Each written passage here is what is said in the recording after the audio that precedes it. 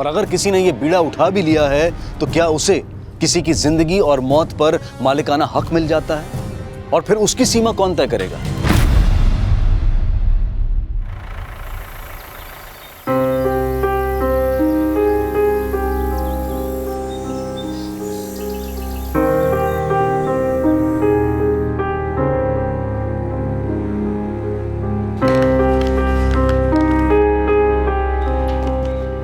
अरे बेटा, ये सुबह सुबह का झमेला लेके बैठ गई हो।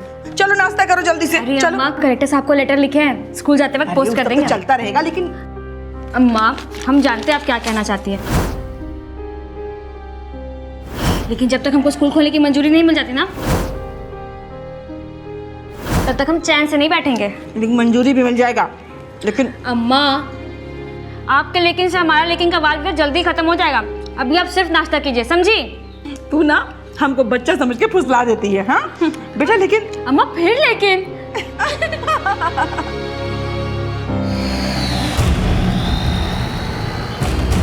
A for B for C for D for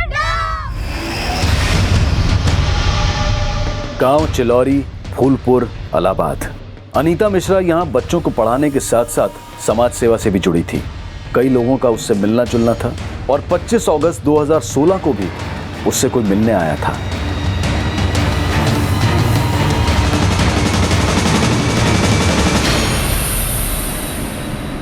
आज के लिए तुम लोगों की छुट्टी।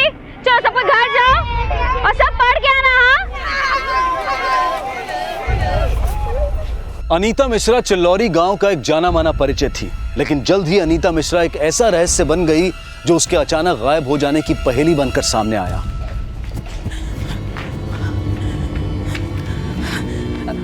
यशोदा जी, हमारी अनीता को देखी का? नहीं जीजी, हम नहीं देखे। मिथिला बहन, हमारी अनीता को देखी का? नहीं जीजी, हम तो नहीं देखे। कहाँ हुआ? अरे दोपहर से घर नहीं लौटी है और उसका फोन भी बंद आ रहा है। कहीं अगर दिखे ना तो हमको जरूर खबर करना। हाँ जीजी।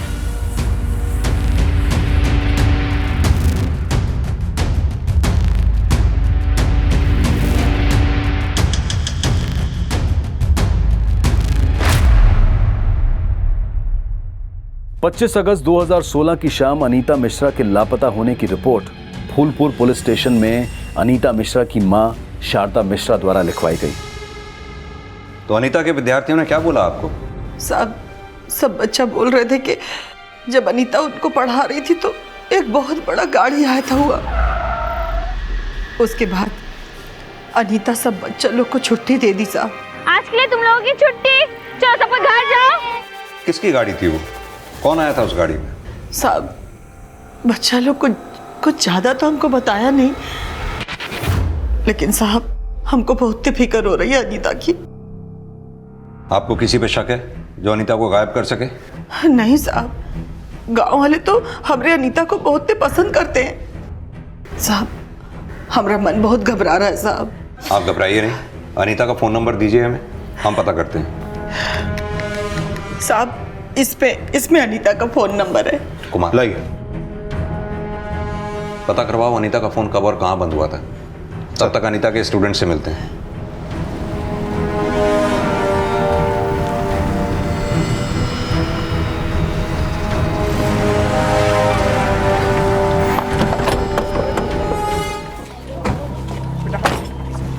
जिन जिन बच्चों को अनीता पढ़ाती थी उन सबको बुलाओ।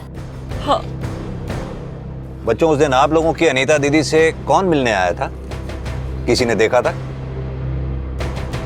अच्छा, कौन से रंग की गाड़ी में आया था ये तो देखा होगा। वो नीला था। नीला नहीं था, काला था। काला नहीं था, पीला था। पीला नहीं, हरा था। बच्चों को याद नहीं तो क्या हुआ, लेकिन इतना तो तय है कि अनीता से मिलने कोई गाड़ी में आया था। श्रीवास्तव, चिलौरी के आसपास के गांव में अच्छी तरह से पूछताछ करवाओ, शायद कुछ पता चले। सर। पुलिस अब उस गाड़ी का पता लगा रही थी जो अनीता के साथ देखी गई थी, लेकिन कोई लीड नहीं मिली। लेकिन जब अनीता के कॉल रिकॉर्ड्स आए तो अनीता के गायब होने के कई एंगल नजर आने लगे। सर, ये अनीता का कॉल रिकॉर्ड। इस रिकॉर्ड के मुताबिक अनीता का फोन 25 अगस्त की दोपहर 12 बजे झूसी में बंद हुआ था। कुमार, अनीता 10 बजे तक चिल्लौरी में अपने स्टूडेंट्स के साथ थी, तब वहां गाड़ी आई थी।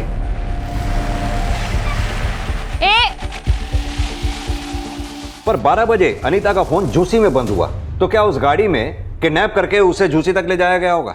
सर, किडनैपिंग का तो कोई भी एंगल अभी तक सामने नहीं आया है, और ना ही अनीता की माँ को भी कोई रैंसम कॉल आया है। अनीता की माँ ने भी किसी पे शक नहीं जताया, तो फिर अनीता के गायब होने के पीछे एंगल क्या रहा होगा? सर, एक मिनट, ये देखिए, अनीता के कॉल रिकॉर्ड में एक नंबर ऐसा मिला है जिस पर अनीता की अक्सर बातें होती थी, और 24 अगस्त को भी इस नंबर से अनीता को कॉल गया था, लेकिन अभी यह नंबर बंद है सर। लेकिन ये नंबर है किसका? हेलो अम्मा। अम्मा अनीता कुछ तो बोली होगी, शायद अंदाज़ा लगे कि उस दिन उस गाड़ी में कौन आया था। बेटा, अगर वो कुछ बोली होती तब ना हम अंदाजा लगाते। हमको तो बहुत फिक्र हो रहा है कि हमारी अनीता कहाँ होगी, किस हाल में होगी। अम्मा आप हिम्मत रखिए, हम भी अनीता को अपनी तरफ से ढूंढने की पूरी कोशिश कर रहे हैं।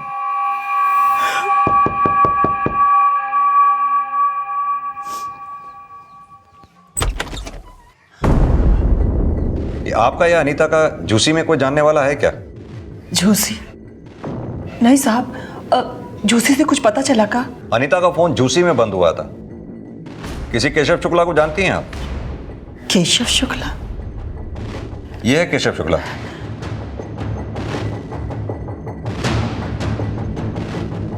नहीं साहब, हम इसे नहीं जानते। केशव और अनीता की अक्सर फोन पे बातें हुआ करती थी। केशव का फोन भी इलाहाबाद के एड्रेस पर रजिस्टर्ड है। अनीता का इलाहाबाद में आना जाना था। अनीता कॉलेज इलाहाबाद से की थी, लेकिन डिग्री लेने के बाद वो गांव में आके पढ़ाने लगी। हो सकता है अनीता और केशव का अफेयर हो। नहीं साहब, हमारी अनीता ऐसी नहीं थी।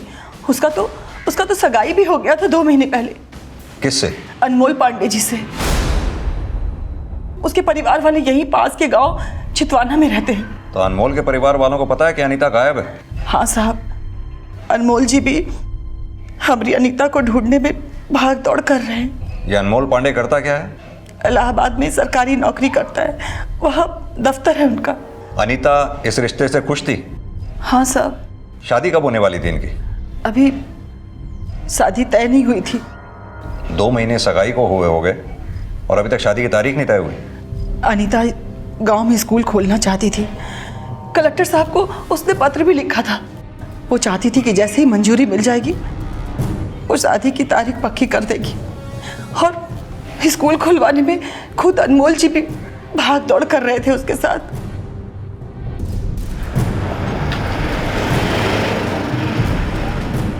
अनीता और अनमोल की सगाई हो गई थी, तो अनीता और केशव का क्या रिश्ता रहा होगा जो उनके बीच इतने कॉल्स हुआ करते थे? और अनीता की माँ भी केशव के बारे में कुछ नहीं जानती। और सर, अनीता का मंगेतर अनमोल, उसने भी केशव को पहचानने से इनकार कर दिया था। सर हम इसको नहीं जानते, और अनीता भी हमें कभी किसी केशव के बारे में कुछ नहीं बोली। माना अनीता की तुमसे सगाई हुई, लेकिन कभी भी तुम्हें लगा कि अनीता का किसी सर ऐसा कुछ भी नहीं था। हो सकता है कुछ हो, लेकिन तुम्हें पता ना हो। सर ऐसा कुछ भी होता तो अनीता हमसे सगाई क्यों करती? अनीता की माँ ने भी यही बोला था कि अनीता और अनमोल की सगाई अनीता की खुशी से तय हुई थी। और सर, अनीता के गांव वालों के बयान से भी नहीं लगा कि अनीता का किसी और से चक्कर होगा। अनीता बहुत ही संस्कारी और सुशील लड़की थी, वो कभी किसी का बुरा नहीं की। अनीता चाहती तो किसी बड़े स्कूल का टीचर बन सकती थी, लेकिन इस गांव के बच्चों को वो मुफ्त में पढ़ा रही थी। और ऐसा अभी तक कुछ भी सामने नहीं आया जिससे ये लगे कि केशव और अनीता के बीच अफेयर का कोई एंगल होगा। लेकिन कोई ना कोई तो एंगल है। जो अनीता गायब है और केशव का फोन भी बंद है।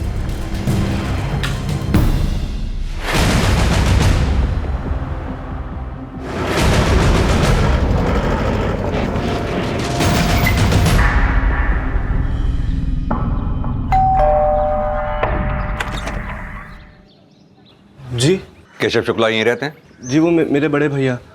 कौन है मितेश? हमें केशव शुक्ला से मिलना था।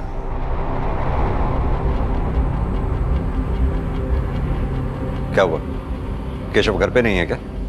साहब, केशव का तो 3 दिन पहले देहांत हो गया है।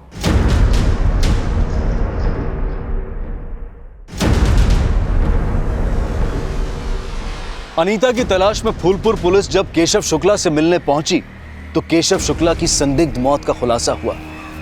केशव शुक्ला अनीता के गायब होने से 1 दिन पहले से यानी कि 24 अगस्त से लापता था।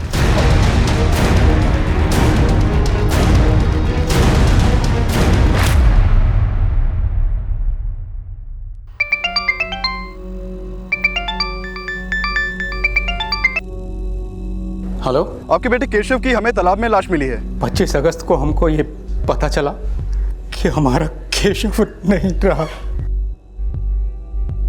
24 अगस्त को केशव कहाँ गया था, कुछ बताया उसने? कुछ नहीं बताया। 24 की भोर में ही चला गया था और बाद में हमको पता चला कि वो कॉलेज भी नहीं गया है और उसका फ़ोन भी नहीं लग रहा था। तो हमने जाकर पुलिस में रिपोर्ट लिखवा दी। और लेकिन उस दिन ऐसा क्या हुआ था? हमें कुछ समझ में नहीं आ रहा। जो ऑफिसर उसका केस देख रहे थे उन्होंने हमें बताया कि हमारे केशव ने आत्महत्या कर ली। लेकिन साहब, हमें पूरा विश्वास है कि हमारा केशव आत्महत्या नहीं कर सकता।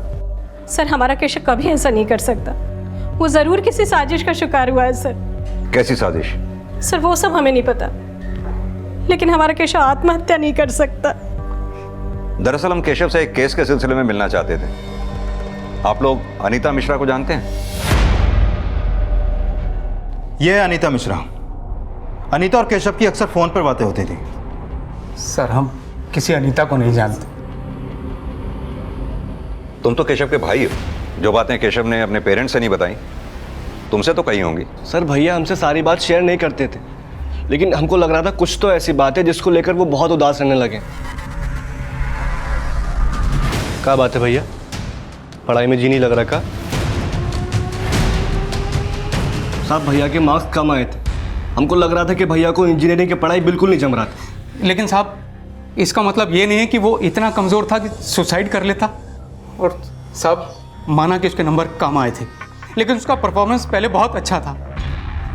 वो सुसाइड नहीं कर सकता साहब। केशव के पेरेंट्स नहीं मान रहे थे कि केशव ने आत्महत्या की होगी और इलाहाबाद पुलिस की आगे की इन्वेस्टिगेशन भी कई संभावनाएं खड़ी कर रही थी, जिसके बारे में फूलपुर पुलिस को उनसे मिलकर पता चला। हमें सुसाइड इसलिए लगा क्योंकि केशव की मौत पानी में डूबने की वजह से हुई थी, लेकिन हमने केशव के कॉल डिटेल्स भी चेक किए। वो काफ़ी समय से अनीता के टच में था, लेकिन अनीता का फ़ोन बंद होना ये हमें सस्पिशियस लगा। हम तो खुद फूलपुर जाने की तैयारी कर रहे थे। लेकिन अनीता मिश्रा तो खुद 25 अगस्त से फूलपुर से लापता है। केशव का फ़ोन 24 अगस्त को फूलपुर में एक्टिव था और वो काफ़ी समय से फूलपुर जा रहा था, जिसके बारे में उसके घर वालों को भी कुछ पता नहीं था। ये केशव के पेरेंट्स करते क्या हैं? केशव के माता पिता दोनों बैंक एम्प्लॉय हैं और वो केशव को इंजीनियर बनाना चाहते थे। लेकिन जब हमारे केशव के छोटे भाई मितेश से बात हुई तो उसने बताया कि वो इंजीनियर नहीं बनना चाहता था। हमें लगा हो सकता है इसी वजह से उसने सुसाइड किया हो। तो अब आपको क्या लग रहा है, केशव ने सुसाइड किया या नहीं किया? ये राज तो केशव और अनीता की 24 अगस्त की मुलाकात से जुड़ा हो सकता है, क्योंकि 24 अगस्त को केशव फूलपुर में था और केशव के पोस्टमार्टम रिपोर्ट के मुताबिक केशव की डेथ भी 24 अगस्त की शाम को हुई थी। और अब आप बता रहे हैं कि अनीता भी गायब है। हो सकता है कि केशव के केस का कनेक्शन अनीता के गायब होने से जुड़ा हो।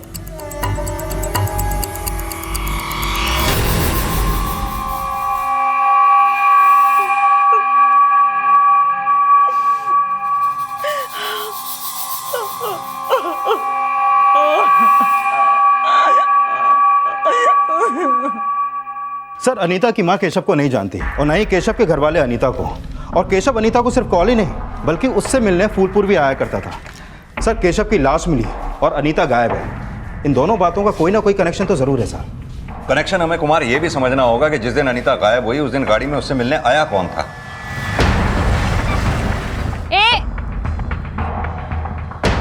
सर, कहीं ऐसा तो नहीं कि अनीता ने अनमोल से सगाई की और केशव से भी चक्कर चलाया, मतलब 2 टाइमिंग। तो क्या हो सकता है कि केशव ने इसी वजह से आत्महत्या की या फिर कुछ और ही हुआ? इसका पता तो अनीता से मिलकर ही चलेगा। और सर, ऐसा भी तो हो सकता है कि केशव के घर वालों को लगता हो कि केशव की मौत की वजह अनीता है, इसलिए उन्होंने अनीता को गायब कर दिया और अभी हमसे झूठ बोल रहे हैं कि वो अनीता को नहीं जानते। ये केशव के घर वालों के कॉल रिकॉर्ड्स निकलवाओ। पता करो कि 25 अगस्त को वो लोग फूलपुर आए थे क्या। ये भी पता करो कि केशव फूलपुर सिर्फ अनीता से मिलने आता था या फिर फूलपुर में उसका कोई और भी जानने वाला है। सर, केशव का case suicide, abetment of suicide और हत्या भी समझा जा रहा था और वजह माना जा रहा था अनीता को। अनीता का गायब होना उसे सस्पेक्ट भी बना रहा था और केशव के परिवार के बदले का विक्टिम भी। और अनीता का फोन झूसी में बंद होना इन दोनों संभावनाओं को वजह भी दे रहा था। लेकिन यह साफ था कि 25 अगस्त की सुबह को कोई तो अनीता से मिलने आया था, लेकिन क्या उसका केशव या केशव के परिवार से कोई कनेक्शन था? अनीता मिश्रा की तलाश में अब केशव शुक्ला के फूलपुर आने के सिरे ढूंढे जा रहे थे, लेकिन पुलिस को अनीता के फूलपुर के पास दौलतपुर गांव में अक्सर एक घर में देखे जाने की इंफॉर्मेशन मिली थी। सर, यही घर है जहां पर अनीता का अक्सर आना जाना था।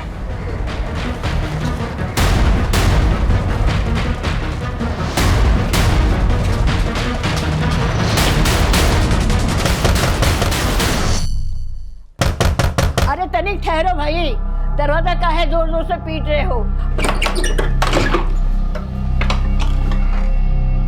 काकी, हम आपसे अनीता के बारे में बात करने आए हैं। कौन अनीता? ये अनीता, पता चला है कि इसका यहाँ पर आना जाना था। हम किसी अनीता वनीता को नहीं जानते। हाँ, वनीता नहीं, अनीता। हाँ हाँ वही। अंदर तो नहीं है ना? हम झूठ थोड़े ही बोल रहे, विश्वास ना हो तो चल के देख लो। अरे अरे कहाँ जा रहे हो? अरे अरे अरे, आप तो सचमुच अंदर घुसा है, क्या कर रहे हो? हमने बोला ना यहाँ अनीता कविता कोई ना है। लेकिन आपके पड़ोसियों का कहना है कि अक्सर उन्होंने अनीता को यहाँ आते जाते देखा है। साहब, हमारे यहाँ तो कई लोग आते जाते रहते हैं। अब हमको क्या पता कि कविता है कि अनीता है कि वनीता है। आप किसी केशव शुक्ला को जानती हैं? ना, हम किसी को नहीं जानते। तो आप केशव और अनीता किसी के बारे में कुछ नहीं ना, जानती? हम झूठ थोड़े नहीं बोल रहे हैं। हम नहीं जानते, नहीं जानते, नहीं जानते। ठीक है। ओह, हे भगवान, दादी जरूर झूठ बोल रही है। इसके और इसके पूरे खानदान की कुंडली निकालो। हो सकता है इसका केशव के साथ और अनीता के साथ अभी भी कनेक्शन हो। ये शारदा को भी थाने बुलाओ, हो सकता है उसे कुछ पता चले। सर,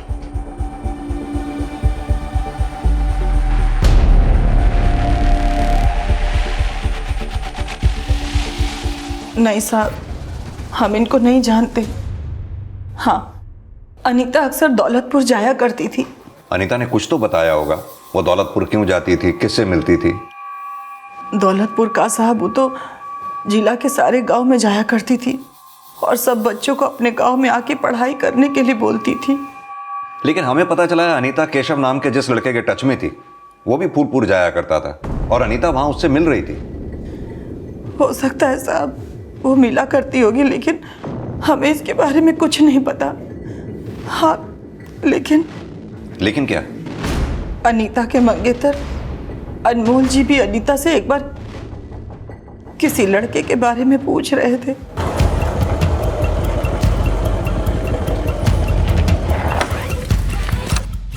अनीता, वो लड़का कौन था?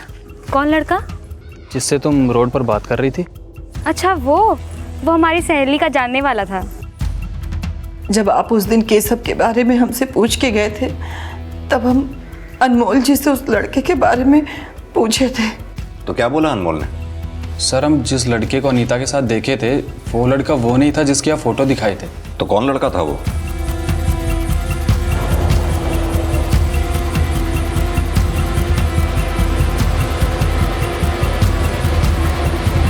सर, हम उस लड़के को तो नहीं जानते, लेकिन अनीता बोली थी कि उसकी सहेली का जानने वाला था। कौन सहेली? सर, हम ये तो नहीं पूछे थे। अनीता केशव के अलावा किसी और लड़के से भी मिल रही थी, लेकिन वो लड़का कौन था, अनीता की किस सहेली का जानने वाला था, फिलहाल इसकी कोई लीड पुलिस को नहीं मिली थी। लेकिन जब पुलिस ने उस बुजुर्ग महिला सावित्री देवी के बारे में छानबीन की तो उन्हें एक महत्वपूर्ण बात पता चली। सर, सावित्री देवी का केशव शुक्ला से कोई कनेक्शन नहीं मिला, लेकिन सर सावित्री देवी की बेटी की फैमिली गोरखपुर में रहती है। ये उनकी बेटी माया श्रीवास्तव और ये दामाद सोहम श्रीवास्तव। इनके फोन 25 अगस्त को फूलपुर में एक्टिव थे और सर इनके पास एक वाइट कलर की एसयूवी है जिसने 25 अगस्त को फूलपुर चुंगी क्रॉस की थी। सर, हो सकता है उस दिन यही लोग अनीता के पास आए हों। गोरखपुर में रहते कहाँ हैं ये लोग?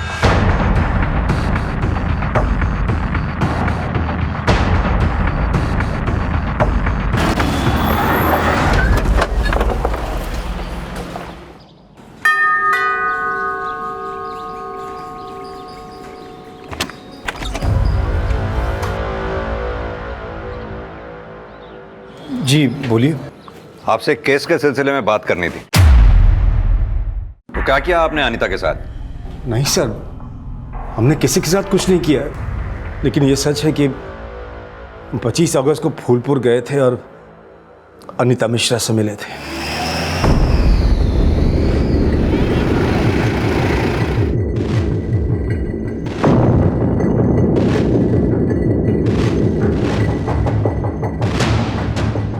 यही है अनीता। तो आपकी सास सावित्री देवी भी आपके साथ अनीता से मिली थी? हाँ सर, हम उनसे बोले थे कि वो ये बातें किसी को न बताएं, लेकिन जब उन्होंने कहा कि आप लोग उनसे अनीता के बारे में पूछताछ करने गए तो हम बोले उनसे कि आपको सब कुछ सच बता देना चाहिए था। पर आपने नहीं बताया कि आप अनीता से क्यों मिले थे? सर वो देखिए, अगर आपने हमसे कुछ छुपाया तो। नहीं सर, हम जानते हैं सर कि हम छुपाएंगे तो भी आप सच का पता लगा लेंगे, लेकिन सर बात हमारी इज्जत से जुड़ी हुई, इसलिए थोड़ा सा हम संकोचा रहे हैं सर। संकोचाइए मत, सच सच बोलिए।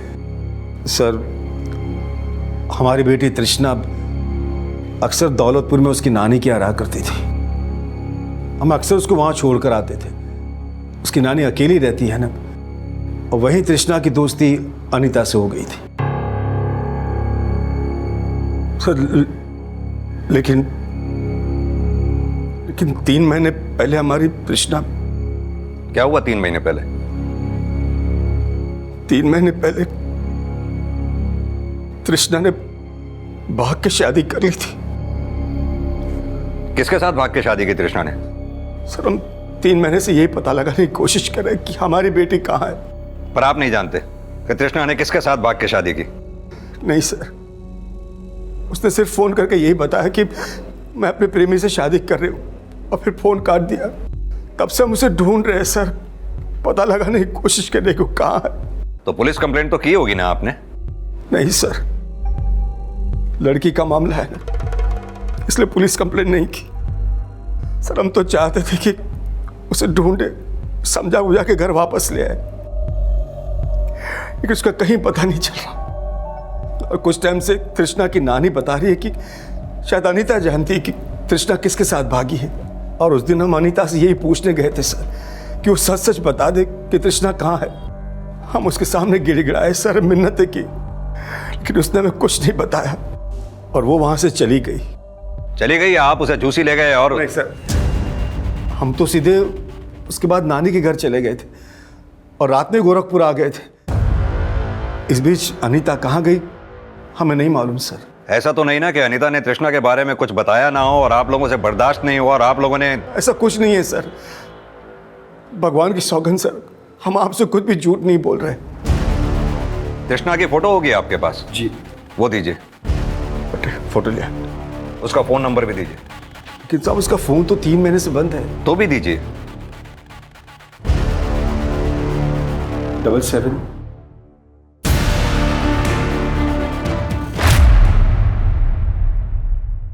केशव की लाश मिलने के बाद अनीता मिसिंग केस अब इस सवाल से भी जुड़ गया कि क्या अनीता जानती थी कि पिछले 3 महीने से तृष्णा कहां थी। लेकिन अब अनीता कहां थी, इस सवाल का जवाब पुलिस को तृष्णा के माता पिता से भी नहीं मिला। और तृष्णा की नानी सावित्री देवी ने अपनी बेटी और दामाद की इज्जत को अपने झूठ की वजह बताया, लेकिन इससे भी अनीता की कोई लीड नहीं मिली। अनीता मिसिंग केस को इन्वेस्टिगेट कर रही फूलपुर पुलिस को इलाहाबाद के केशव शुक्ला की संदिग्ध मौत का केस भी सौंप दिया गया, और अनीता के गायब होने को केशव और तृष्णा के साथ भी जोड़कर देखा जाने लगा। नहीं साहब, हम किसी तृष्णा को नहीं जानते। अनीता का तृष्णा की नानी के यहाँ आना जाना था।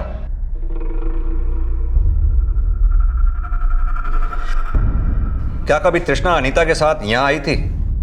नहीं साहब, हम अनीता को कभी इसके साथ नहीं देखे। आप केशव को भी नहीं जानती और तृष्णा को भी नहीं जानती, लेकिन अनीता का इन दोनों के साथ कनेक्शन था। यह भी तो हो सकता है कि अनीता ने यह बात आपसे छुपाई हो और आप अब हमसे छुपा रही हो। भला हम काहे कुछ छुपाएंगे साहब? 6 दिन से हमारी बच्ची गायब है, और आप हर रोज कोई ना कोई फोटो लेके चले आते हैं, पर ये नहीं बताते कि हमारी अनीता है कहाँ। आपकी अनीता को ही ढूंढने की कोशिश कर रहे हैं हम। ऐसा तो नहीं, आप जानती हैं आपकी बच्ची अनीता कहाँ है और आप हमें नहीं बता रही। साहब हम खुद परेशान हैं और आप कह रहे हैं कि हम जानते हैं।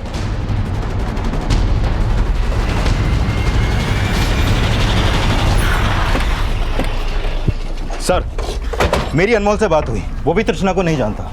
लेकिन अनमोल ने तो कहा था कि उसने अनीता को किसी लड़के के साथ देखा था, और अनीता उससे बोली कि अच्छा वो हमारी सहेली का जानने वाला था।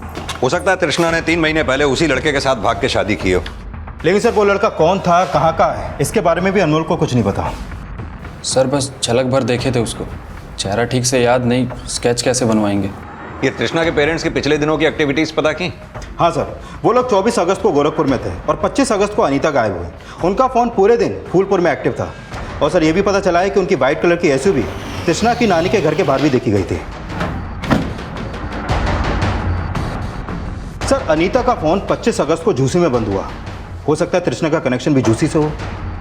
अगर तृष्णा का कनेक्शन झूसी से है तो 6 दिन से अनीता के गायब होने का राज तृष्णा के 3 महीने पहले गायब होने के राज से कैसे जुड़ा हो सकता है?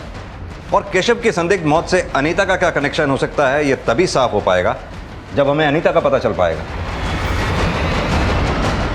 आप सभी लोग झूसी के आसपास के सभी गांवों में जाकर अच्छी तरह से दोबारा पूछताछ करो।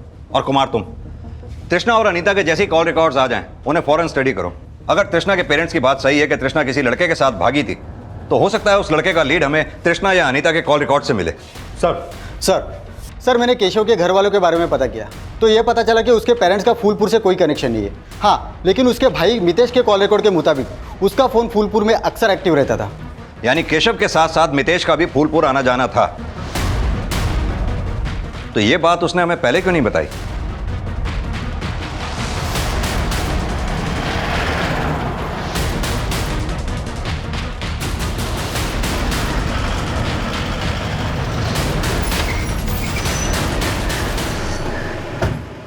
सर हम ये बात छिपाना नहीं चाहते थे, लेकिन मम्मी पापा के डर से हम कुछ बोल नहीं पाए थे। सॉरी पापा। सर भैया का दोस्त है संजय, जिसका फार्म हाउस है फूलपुर में। कौन संजय? सर संजय मंडल, यहीं इलाहाबाद का है। पापा हमको उससे मिलने को मना करते थे, तो भैया ने हमको कहा कि हम पापा को कुछ नहीं बताएं कि हम उसके फार्म हाउस जाते हैं।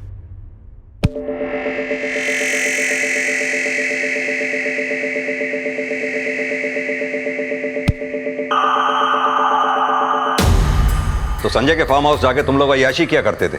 नहीं सर, सर हम कोई अय्याशी नहीं करते थे, तो बस मौज मस्ती खेल कूद।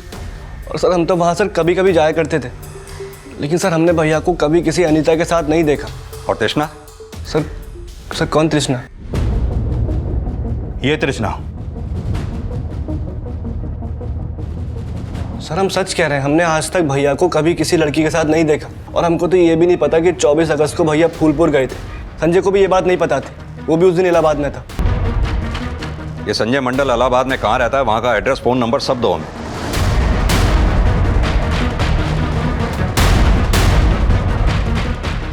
तुम यहाँ बैठो, मैं सर को बुला कर आता हूं। संजय मंडल वही लड़का था जिसे अनीता के मंगेतर अनमोल ने अनीता के साथ देखा था। लेकिन क्या संजय का अनीता और तृष्णा से कोई कनेक्शन था? सर हम किसी तृष्णा को तो नहीं जानते, लेकिन हाँ इस अनीता को ज़रूर जानते हैं। अनीता को जानते हो तो अनीता है कहाँ? सर हमें नहीं पता सर, हम तो केवल इसको 1-2 बार मिले और वो भी बहुत समय पहले। क्यों मिले थे? सर केशव ने मिलवाया था, बोला था उसकी दोस्त है। कैसी दोस्त? सर वैसी वाली दोस्त नहीं, केशव का तो किसी और के साथ अफेयर था। किसके साथ? सर ये उसने नहीं कभी बताया। केशव ने तुम्हें अपनी गर्लफ्रेंड से नहीं मिलवाया, अनीता से मिलवा दिया। सर उसने मिलवाया नहीं था, वो तो हमने खुद ही उनको देख लिया था।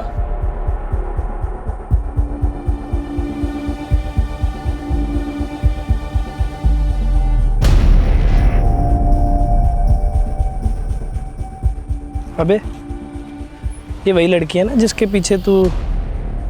नहीं ये वो नहीं है। तो ये कौन है और वो कहाँ है?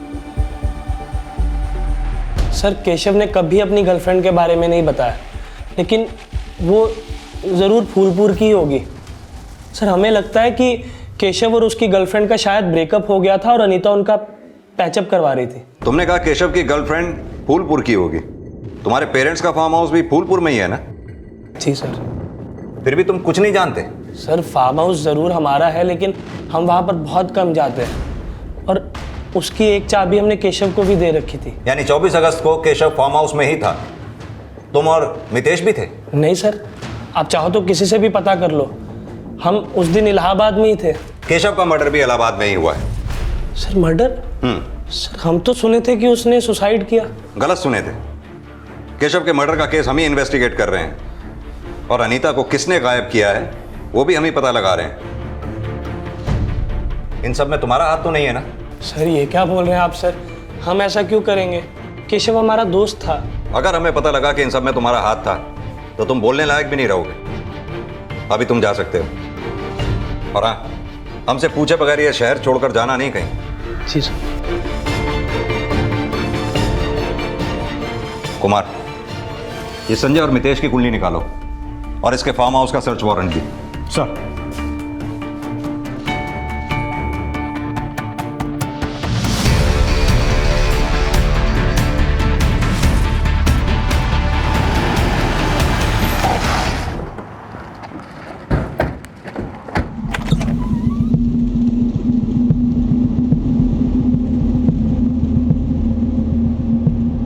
पुलिस ने जब संजय के फार्म हाउस को इंस्पेक्ट किया तो अनीता से रिलेटेड कोई क्लू नहीं मिला, लेकिन संजय और मितेश दोनों रडार में थे। तभी अनीता और तृष्णा के 3 महीने पुराने कॉल रिकॉर्ड सामने आए।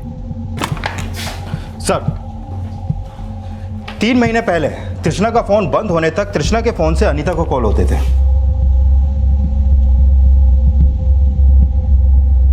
तो हो सकता है 3 महीने पहले तृष्णा ने वो फोन नंबर बंद करके दूसरा नंबर ले लिया। लेकिन सर, अनीता के 3 महीने बाद के कॉल रिकॉर्ड में भी कोई ऐसा नंबर नहीं मिला जो तृष्णा से जुड़ा हो। लेकिन 3 महीने पहले तक तृष्णा के फोन से केशव को भी काफी कॉल होते थे। हो सकता है तृष्णा का केशव के साथ अफेयर हो। सर, मुझे नहीं लगता कि उन दोनों के बीच में कोई अफेयर होगा। लेकिन केशव के 3 महीने बाद के कॉल रिकॉर्ड में भी कोई ऐसा नंबर नहीं मिला जो तृष्णा से जुड़ा हो, और ना ही कोई ऐसा हिंट मिला है जिससे लगे कि 3 महीने पहले तृष्णा केशव के साथ भागी थी। सर, हम किसी केशव को नहीं जानते। जब हमें पता ही नहीं कि हमारी बेटी का प्रेमी कौन था, तो ये कैसे पता चलेगा कि वो केशव है या कोई और? कोई और नहीं, तृष्णा का केशव के साथ ही अफेयर होगा। हाँ, हालांकि हमारे पास इस बात का कोई सबूत नहीं है कि तृष्णा केशव के साथ ही भागी थी। ना ही तृष्णा के कॉल रिकॉर्ड से हमें कोई ऐसा नंबर मिला जिससे यह साबित हो सके कि तृष्णा केशव के अलावा किसी और के साथ प्यार करती थी। सर, तृष्णा ने खुद हमें बताया था कि वो अपने प्रेमी के साथ शादी कर रही है। अगर आपके हिसाब से उसका प्रेमी केशव होगा तो यह जवाब केशव ही दे सकता है कि 3 महीने से हमारी तृष्णा कहाँ है। केशव तो अब रहा नहीं।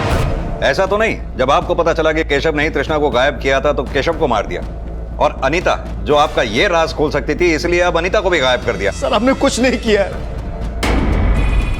3 महीने से हम अपनी बेटी की शक्ल देखने को तरस गए और आप हमें इल्जाम पे इल्जाम लगाए जा रहे हैं।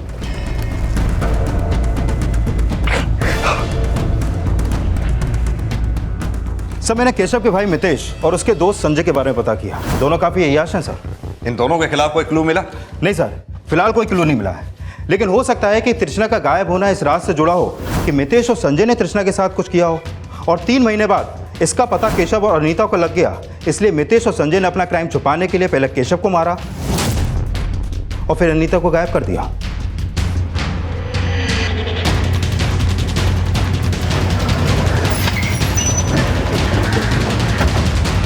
सर, हम कभी अनीता से नहीं मिले और हम अपने भैया को क्यों मारेंगे?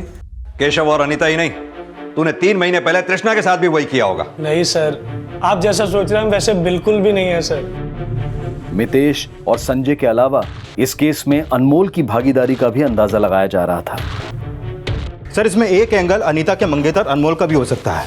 अनीता केशव से भी मिल रही थी, लेकिन शायद अनमोल ने अनीता को संजय के साथ देख लिया, उसे शक हुआ, और हो सकता है इसी बात की दुश्मनी उसने अनीता से निकाली हो। कुमार, ये तो पता करो ही, ये भी पता करो कि 3 महीने पहले तृष्णा के गायब होने का राज क्या था। तृष्णा के बारे में छोटी से छोटी इंफॉर्मेशन इकट्ठा करो, उससे जुड़ा कोई भी क्लू हमें अनीता के बारे में लीड दे सकता है। सर, तृष्णा की लीड तलाशने के लिए तृष्णा से जुड़े लोगों से पूछताछ की जा रही थी, और इसी दौरान पुलिस को सोनपुर से एक ऐसी बॉडी मिलने की सूचना मिली जो 26 अगस्त को सोनपुर पुलिस को मिली थी। और नहीं हो सकती, हमारी अनीता नहीं हो सकती, हमारी अनीता हो ही नहीं सकती, नहीं, हमारी अनीता नहीं है, नहीं। लेकिन जब पुलिस ने उस बॉडी का डीएनए अनीता की मां के डीएनए से मैच किया तो यह साफ हो गया कि वो लाश अनीता की ही थी। लेकिन अनीता जिस अपराध का शिकार हुई वो दिल दहला देने वाला था। सर, अनीता का फोन 25 अगस्त की दोपहर 12 बजे झूसी में बंद हुआ था, और पोस्टमार्टम रिपोर्ट के मुताबिक उसकी मौत 25 अगस्त को दोपहर में ही हुई थी। और अनीता की लाश 26 अगस्त को सोनपुर में मिली, यानी कि उसे मारकर ऐसे ही छोड़ दिया गया। सर, सिर्फ मारा ही नहीं, उसकी पोस्टमार्टम रिपोर्ट के मुताबिक मारने से पहले उसके साथ रेप भी किया गया। रेप? हाँ सर। कुमार, क्या लगता है इन सब केसेस में तृष्णा के बाप का हाथ होगा? सर, फिलहाल उसके खिलाफ कुछ मिला तो नहीं है। और जहाँ पर अनीता की लाश मिली वहाँ आसपास में कोई सीसीटीवी भी नहीं है। लेकिन सर अनीता के मंगेतर अनमोल के बारे में एक बात पता चली है। क्या बात?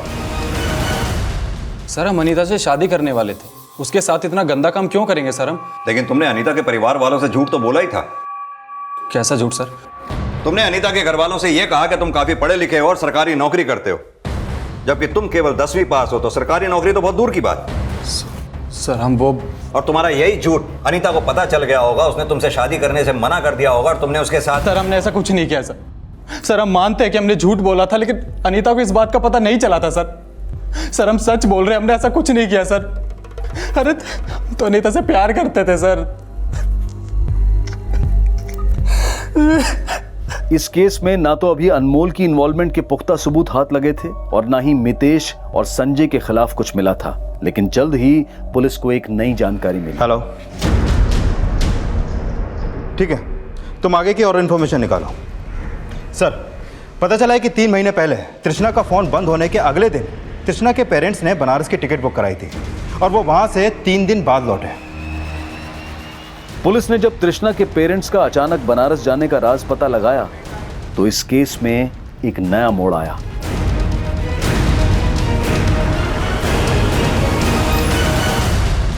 क्या कहा था? आपकी बेटी तृष्णा भाग गई, लेकिन यह नहीं बताया कि अपनी बेटी का शादी तक कर लिया था आप लोगों ने। नहीं सर, हम नहीं मारा तृष्णा को, बाप है उसके सर। ये तृष्णा के श्राद्ध की पावती, इससे साफ साफ पता चलता है कि आप लोगों ने 3 महीने पहले बनारस में जाके उसकी अस्थियां विसर्जित कर दी थी। हम मानते हैं सर कि हमने उसकी अस्थियां विसर्जित कर दी, पर हम मारे नहीं उसको सर। तृष्णा के पापा ने तृष्णा को नहीं मारा। तृष्णा की मौत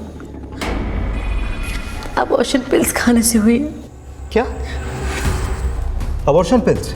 हाँ सर, 3 महीने पहले तृष्णा प्रेग्नेंट हो गई थी।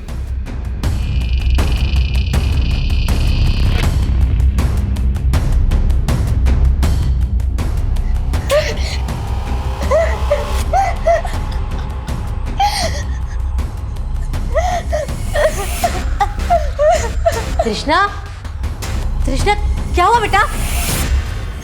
बोल बोल, किसके साथ किया ये सब?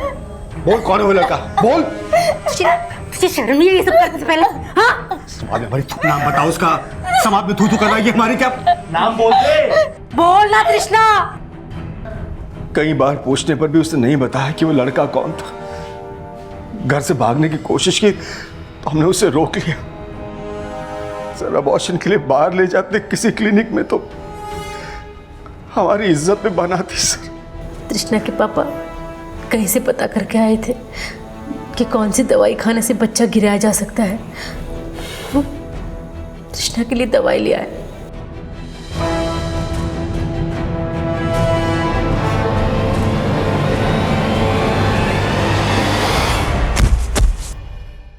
तृष्णा, तृष्णा क्या हुआ माया? तृष्णा, तृष्णा बेटा क्या हुआ? तृष्णा, तृष्णा, तृष्णा!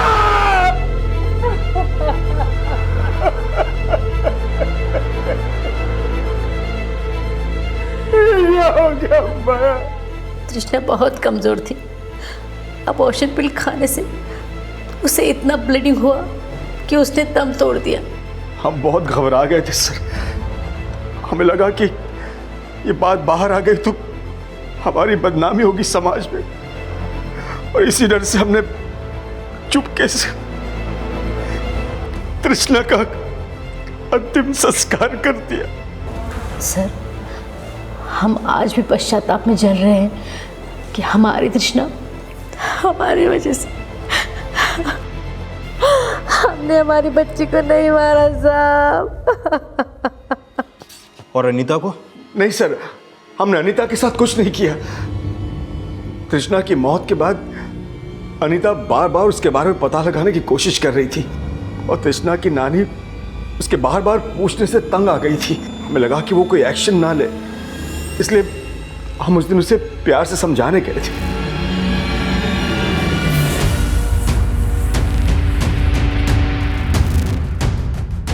अनीता, हम नहीं जानते तृष्णा कहाँ है। अब तक तो हम यही समझते रहे कि तृष्णा भाग गई है। ऐसा हो ही नहीं सकता। वो केशव के अलावा किसी और के साथ भाग ही नहीं सकती। जरूर आप लोगों ने उसे मार दिया होगा। क्या? अपनी बकवास बंद कर। जब अनीता प्यार से नहीं मानी तो हमने उसे जबरदस्ती गाड़ी में बिठा दिया और डरा धमका के उसे समझाने की कोशिश की। जब हम ये सब किए तो अनीता मान गई कि आगे से कभी भी वो तृष्णा की पड़ताल नहीं करेगी। तो उसके बाद हम अनीता को छोड़ दिए। छोड़ दिया? हाँ सर। उसके बाद हमारा बेटा बंटी खुद से गाड़ी में बिठा के उसके गांव के बाहर तक छोड़ा है। बंटी ने? हाँ। अभी समझ गई है, आप किसी से कुछ नहीं बताएगी। बंटी जैसे इसके गांव तक छोड़ा।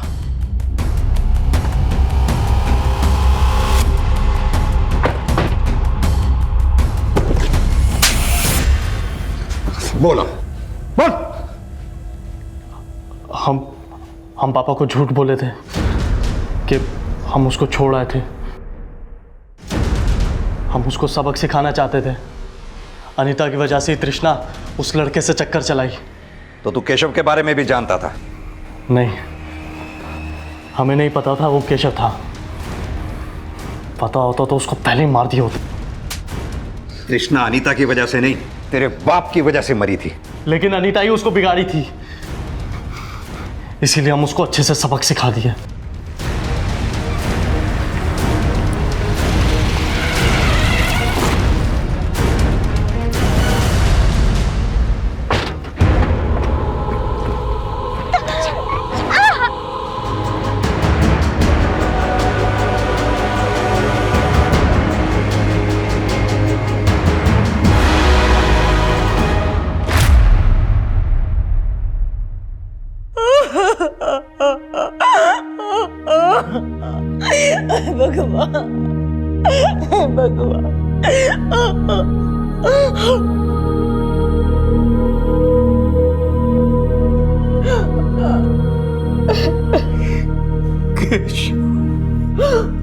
अनीता की हत्या का खुलासा हो गया, लेकिन केशव की हत्या होने का कोई भी पुख्ता सबूत पुलिस को नहीं मिल पाया।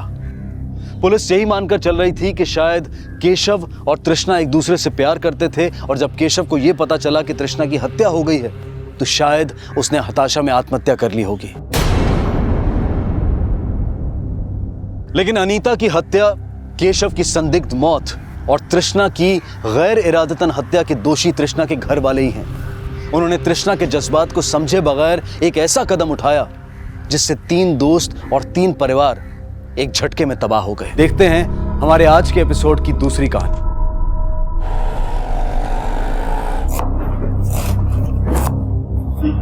सोया, जल्दी से अपना होमवर्क पूरा करो और सो जाओ। मुझे भी कल होटल में देने वाली बिरयानी की तैयारी करनी है।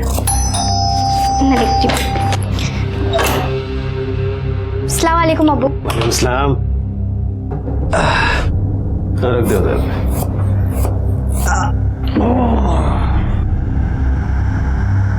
वो मैं सोने जा रहा हूँ, मेरे को नींद आ रही है।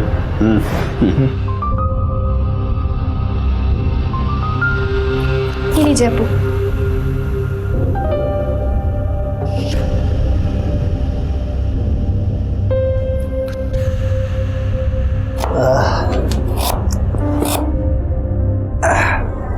फातिमा, वो हमारे सर है ना महेश जी, कल उनको घर पे दावत में बुलाया है।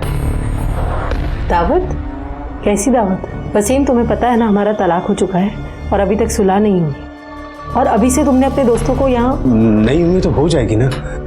हलाला के सिलसिले में मौलाना से बात हुई है ना। 80 साल के बुजुर्ग हैं, तुम्हें ज्यादा परेशानी नहीं होगी। तो क्या करूं?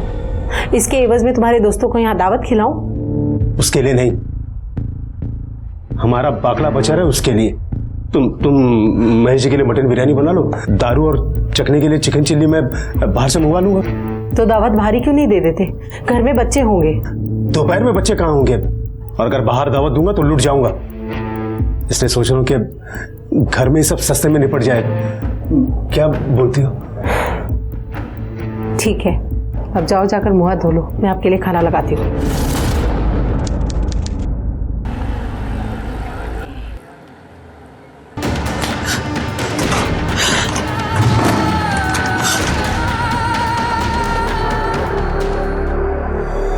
जोया, जोया क्या हुआ बेटा, रो क्यों रही हो? अम्मी पिछले 2-3 घंटे से रोए जा रही है और मैंने पूछा तो कुछ बताती भी नहीं है। फातिमा, फातिमा, क्या हुआ? तुम क्यों रो रहे हो? फातिमा, क्या हुआ? क्या हुआ?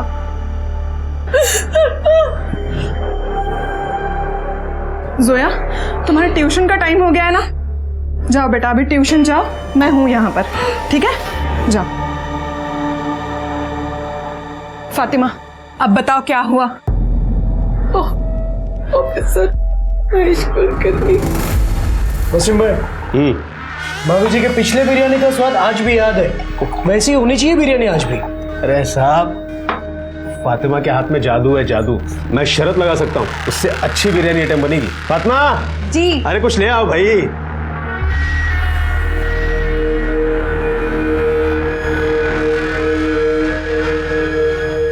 क्या वसीम भाई सब सूखा सूखा ही खिलाओगे? कुछ चिकन मिकन मंगाओ। अरे मंगाया ना सब, बस अभी आ जाएगा थोड़ी देर में। आप शुरू कीजिए।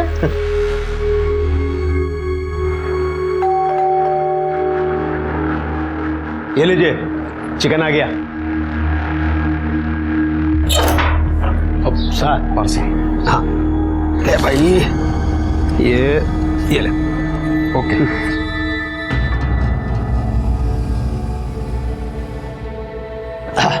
साहब बस तैयार करके लेके आया।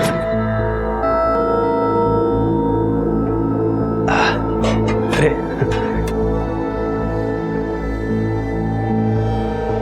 ये है ना, अरे खा लो चुपचाप, देख थोड़ी रहा कोई तरफ है। बस बस बस बस। अच्छा ठीक है, और लगेगा तो ले लेना। हा? ये लीजिए सर, ये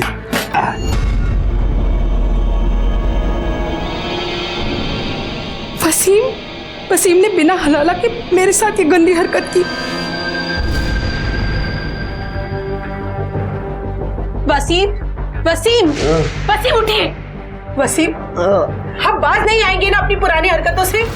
बिना हलाला के आपने मेरे साथ नींद में ये गंदी हरकत। अरे कौन सी हरकत? मैंने क्या किया है? मैं तो ये खाते पीते सो चुका था, अब तुम्हारे जगाने पे तो जागा हूं। तुमने नहीं किया तो फिर किसने मेरे साथ?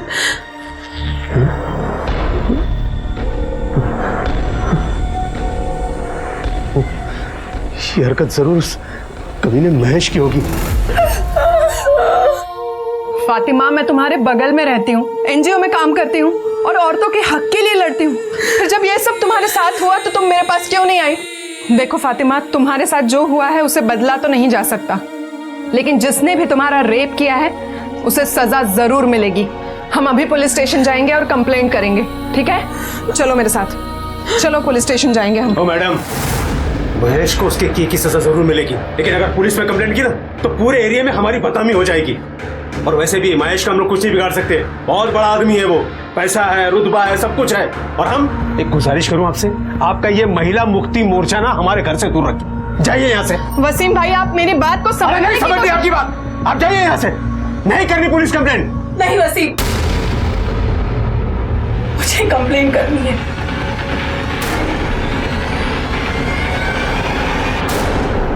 मैम, ये फातिमा है, हमारे एरिया में ही रहती है, इसके साथ रेप हुआ है।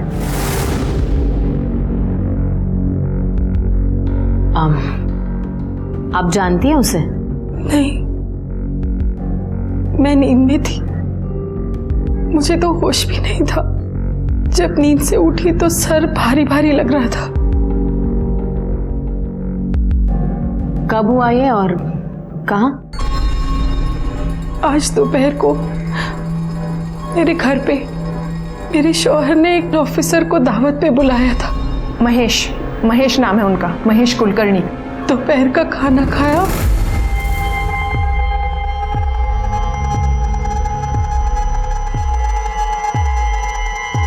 तो पता नहीं बेंधा नींद आने लगी। मैं जाकर भी अपने आप को जगा नहीं पा रही थी। मुझे बहुत नींद आ रही है, मैं थोड़ी देर सोने जा रही हूँ। बिरयानी रखी है अंदर, ले लीजिएगा। जाकर अपने कमरे में सो गई और जब उठी तो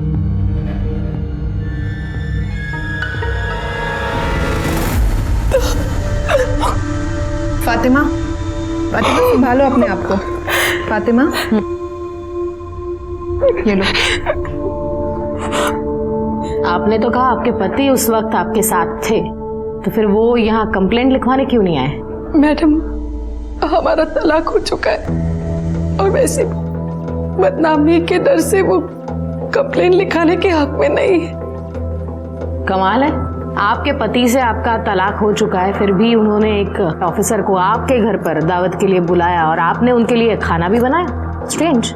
मैडम, दरअसल आजकल हम लोग साथ ही रहते हैं। तलाक हुआ है पर हलाला की बात चल रही है। वो मुझसे दोबारा निकाह करना चाहते हैं। तो हो सकता है आपके पति ने ही नींद में आपके साथ जबरदस्ती की हो। नहीं मैडम, वो तो खुद बेसुध बेहोश होकर सो रहे थे, मैंने खुद उन्हें उठाया। ये भी तो हो सकता है ना कि ये सब कुछ करने के बाद उसने नींद का नाटक किया हो। नहीं, वसीम ऐसा नहीं कर सकते। हलाला की बात निकाह से पहले ये सब करना गुनाह है। मुझे पूरा यकीन है महेश साहब ने मेरे साथ ये गलत हरकत की है। बाड़ी, मेडिकल टेस्ट लगे होंगे। ओके मैडम, चलिए।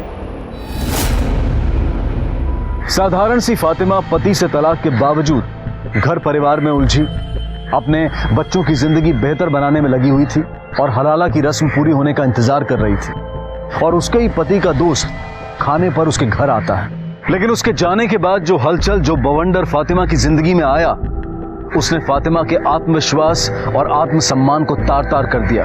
पर बावजूद इसके वो मजबूती से खड़े रहने की कोशिश कर रही थी। फातिमा के साथ बलात्कार हुआ था, ये साबित हुआ, लेकिन बलात्कार करने वाला कौन था इसका जवाब नहीं था।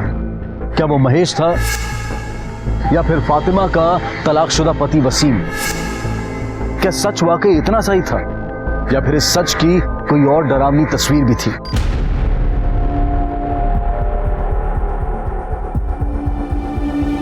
ये फातिमा का ही घर है ना? जी अम्मी का ही है। बेटा, हम मुआवना करने आए, आप थोड़ा वहां खड़े रहना और किसी भी चीज को हाथ मत लगाना।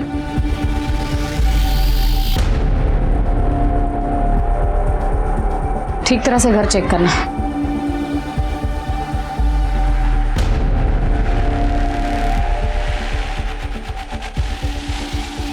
मैडम। हाँ। मैडम ये देखिए, इतनी सारी बिरयानी, ये पार्सल का डिब्बा, ये झूठी खांडवी, बाहर शराब की बोतलें, 2 ग्लासेस। मुझे लगता है कि फातिमा सच बोल रही है और हो सकता है कि इसी खाने में नींद की दवाई मिलाई गई हो और शायद उसी बेहोशी की नींद में महेश ने या फिर खुद वसीम ने उस पर रेप किया हो। एक काम करना, सब एविडेंस कलेक्ट करना और ग्लासेस और बॉटल फिंगरप्रिंट्स के लिए लैब में भेज देना।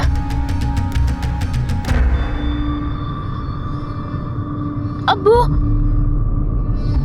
नहीं ठीक है, कुछ नहीं। आप फातिमा के पति वसीम हो? हाँ। तो अब तक कहाँ थे? वो अबू को मैं डॉक्टर के यहाँ लेके गया था। इनके पेट में बहुत दर्द हो रहा है और उल्टियाँ बार बार हो रही हैं। डॉक्टर ने बोला है कि फूड पॉइजनिंग हुआ है। अच्छा, बताइए आपके साथ और कौन कौन था यहाँ जिसने ये खाना खाया और शराब पी? वो ऑफिसर है ना महेश, वो थे। दरअसल हमारे पापा जी का ठेला लगता है हमारा, वहाँ हफ्ता वसूली करता है वो। अब ठेला बचाने के लिए ऐसे ही छोटी मोटी दावतें करनी पड़ती हैं उनके लिए, और होटल में ले जाके नहीं खिला सकते, बहुत पैसा लगेगा, इसलिए एक घर में ही कम में कर लेते हैं। अगर मुझे पहले पता होता कि वो फातिमा के साथ ऐसा कुछ करेगा ना। आपको कैसे पता उसने ऐसा किया? आप भी तो हो सकते हैं। देखिए, मानता हूँ कि फातिमा के साथ मेरा तलाक हो गया है, लेकिन वो मेरी बीवी है, और अगर मैंने किया होता तो मेरे खिलाफ कंप्लेन करती ना। पता चलेगा किसने क्या किया और क्या नहीं। पाटिल, इनका मेडिकल टेस्ट कराओ। साहब, वो महेश साहब का क्या है ना, वो सबको ही दुखी करते, सबसे हफ्ता लेते साहब। पर साहब वसीम भाई भी इतने शाने हैं ना महेश सबको 1 रुपया नहीं देते थे, पूरा पैसा दारू में उड़ाते थे। पर महेश भी कम चिंती नहीं था साहब, वो बराबर वसीम के पीछे लगा हुआ था। वसीम को स्टॉल बेचना नहीं था साहब, और वो महेश को पैसा भी नहीं दे पा रहा था। पता नहीं वसीम क्या सोच के बैठा था। मैडम, फातिमा और वसीम इन दोनों की मेडिकल रिपोर्ट आ गई है और इस रिपोर्ट के मुताबिक फातिमा के बॉडी में जो सीमेंट पाए गए हैं वो वसीम के सीमेंट से मैच नहीं हो रहे। मतलब वसीम और फातिमा के शारीरिक संबंध नहीं हुए? हाँ मैडम, और स्टार्टर में जो इन दोनों ने चिकन चिली खाई थी उसमें नींद की दवाई मिलाई गई थी। दोनों की ब्लड रिपोर्ट में उसके ट्रेसेस पाए गए हैं। जादव, वसीम को पैसों की जरूरत थी, कहीं ऐसा तो नहीं कि पैसों के लिए या फिर महेश का हिसाब चुकता करने के लिए वसीम ने ही अपनी बीबी फातिमा का सौदा किया हो, या फिर महेश की नीयत बिगड़ गई?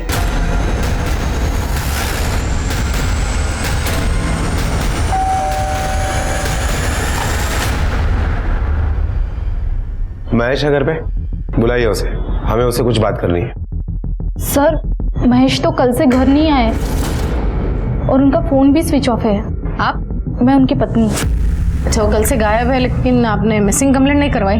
हाँ, इसी एरिया के पुलिस स्टेशन में करवाई थी और मैं लेके आती हूँ, आप अंदर आइए ना।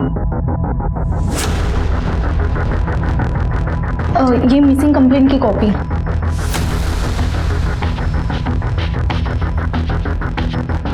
महेश का नंबर दे और जैसे वो घर पे आता है हमें इन्फॉर्म करना। नंबर है 9967 11।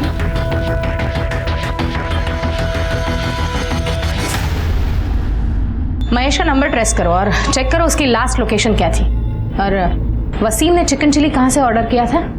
साजिद के होटल से।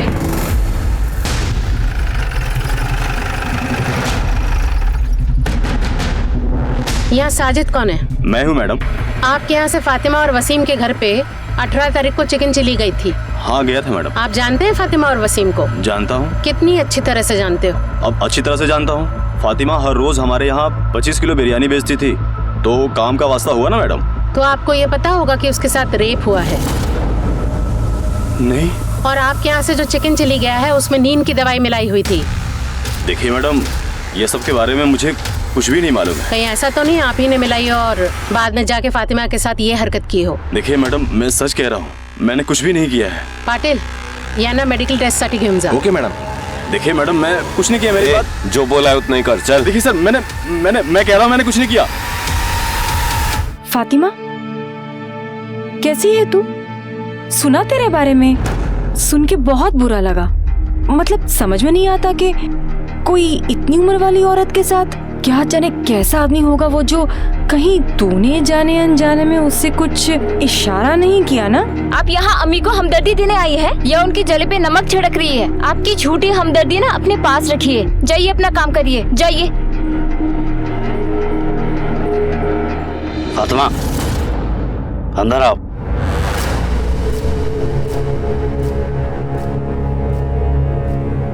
सुन लिया? मिल गया सुकून? अरे ये तो सिर्फ एक औरत थी, बाहर मोहल्ले में निकलोगी ना तो हर तरफ यही बातें हो रही हैं। अरे मैं कह रहा हूँ तुमसे कंप्लेंट वापस ले लो।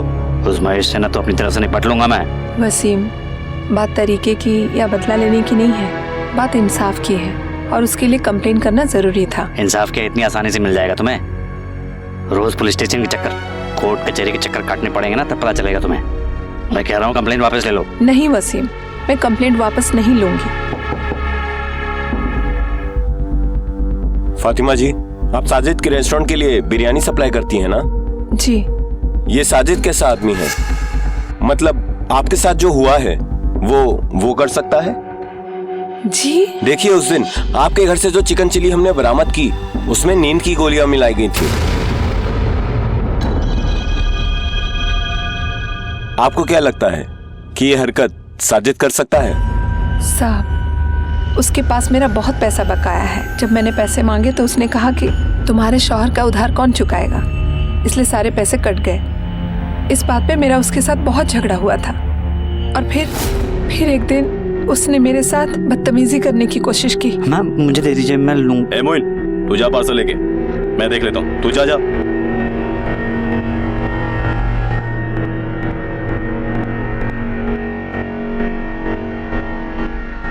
दाद देता हूँ आपकी हिम्मत का।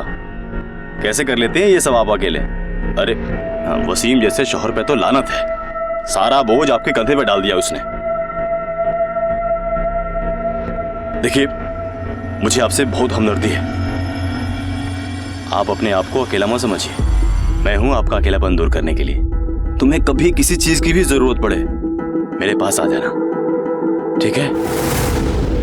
ये पैंतरे ना किसी और पर आजमाना। मुझे जरूरत नहीं है किसी फरिश्ते की। और आज के बाद अगर ऐसी हिमाकत की तो इसी डेगची में डालकर तुम्हारी बिरयानी बना दूंगी, समझे? अरे वसीम ने तुझसे पैसे उधार लिए थे और वो तुझे वो रिटर्न नहीं कर पा रहा था, तो वो पैसे वसूलने के लिए तूने उसकी बीबी फातिमा के साथ गलत हरकत करनी चाहिए। लेकिन जब उसने इनकार किया तो जबरदस्ती तूने उसके ऊपर अपनी मर्दानगी साबित की, है ना? खुदा कसम साहब, कोई माजरा नहीं था। फातिमा वो गलतफहमी हो गई थी, मेरी हमदर्दी को वो गलत समझ बैठी। उसने इतराज किया ना, उसके बाद से तो मैंने उसकी मदद करनी ही छोड़ दी। मैं सच कह रहा हूँ। तेरी हमदर्दी का लेवल तो हम लोग बाद में पता कर लेंगे, पहले बता महेश के साथ तेरा क्या वास्ता था? महेश भाई से मेरा कोई वास्ता नहीं है। अच्छा ठीक है, बता फातिमा के घर उस दिन चिकन चिली का पार्सल लेकर कौन गया था? पार्सल? हाँ, वो मेरा डिलीवरी बॉय है ना, मोइन। मैं पार्सल लेके गया था मैम, पर मैंने कुछ नहीं किया। पार्सल में नींद की दवाई तूने अपनी मर्जी से मिलाई थी या फिर वसीम, साजिद या महेश के कहने पर? मैंने कुछ नहीं, मैंने कोई दवाई नहीं मिलाई साहब। पाटिल, मेडिकल टेस्टसाठी घेऊन जायला. हो मैडम. जादव, महेश का हाथ लगना बहुत जरूरी है. शायद वही बता सकता है कि खाने में नींद की दवाई किसने मिलाई. मैडम, जब हमने वसीम के स्टॉल के आसपास के लोगों से पूछताछ की तो पता चला है कि वसीम महेश के पैसे नहीं लौटा पा रहा था, इसलिए महेश ने उसे एक ऑप्शन दिया था कि वो अपने सारे स्टॉल महेश के नाम पे कर दे. हो सकता है कि इस सिचुएशन में महेश और वसीम इन दोनों ने ही मिलकर ये प्लानिंग की हो सकता है शायद महेश और वसीम में से किसी एक ने नींद की दवाई खरीदी हो. पता करना आसपास के एरिया में जितने भी मेडिकल स्टोर्स हैं उसमें से पिछले 4-5 दिनों में किस किस ने नींद की दवाई खरीदी है. Okay madam. हाँ बोल. ओके मैडम, महेश का मोबाइल का लोकेशन डोंगरी चाल के आसपास एक्टिवेट हुआ है, तो उठा लो उसे.